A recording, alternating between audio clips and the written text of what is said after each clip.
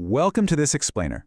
Today, we're unpacking a massive feat of cinematic engineering that literally built the largest shared universe in Hollywood history. We are talking, of course, about the Marvel Cinematic Universe, or the MCU. This isn't just a series of movies.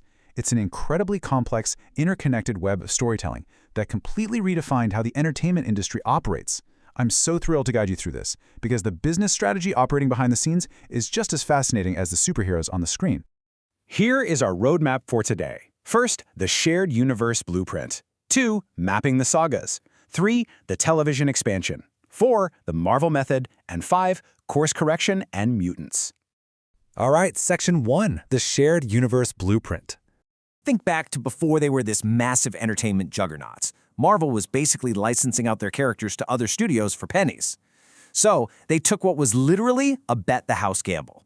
They secured a $525 million revolving credit facility just to fund a pivot to independent filmmaking. Talk about sweaty palms in the boardroom, right? They realized they still held the rights to the core Avengers and decided to bet over $500 million on releasing individual character films, hoping they'd eventually merge into one giant crossover event. Studio chief Kevin Feige had this vision to recreate the incredibly interconnected world of the comic books. But here's the genius part. He fundamentally understood that the connective tissue couldn't override the individual story. The movies absolutely had to stand on their own first. They needed a fresh vision and a unique tone. The shared continuity, that was just designed as a really rewarding bonus for fans paying close attention. And wow, did that early bet pay off? Just a year after the first Iron Man film in 2008, the Walt Disney Company swooped in and bought Marvel Entertainment for a staggering $4 billion.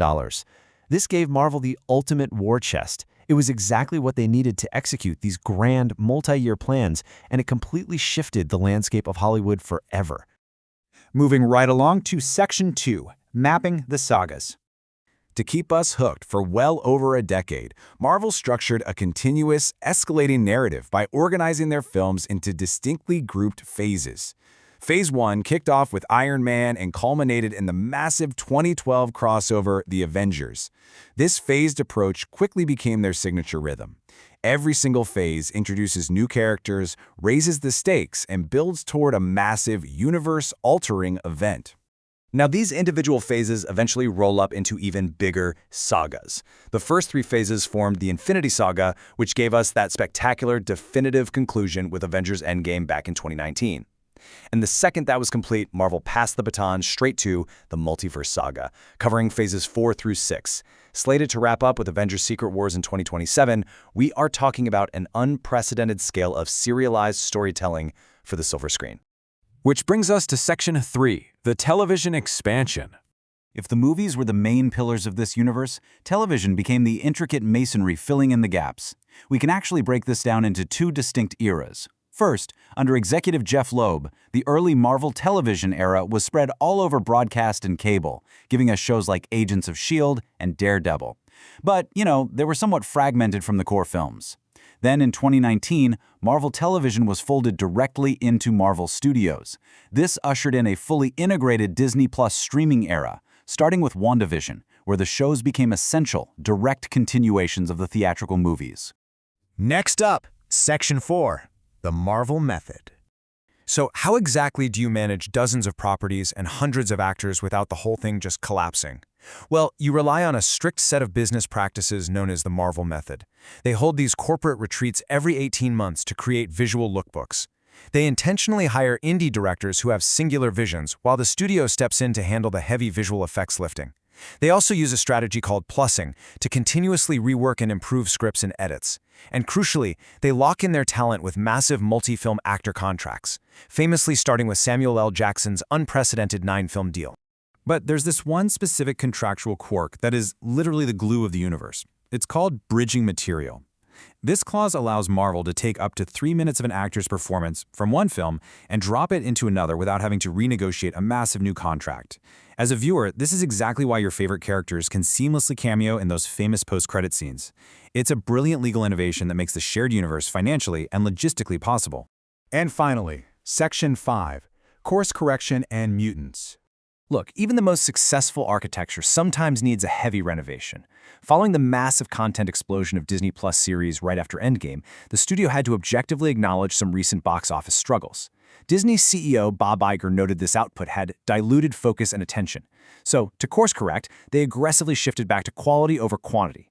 They mandated a reduced output of just 2 to 3 films and 2 series per year.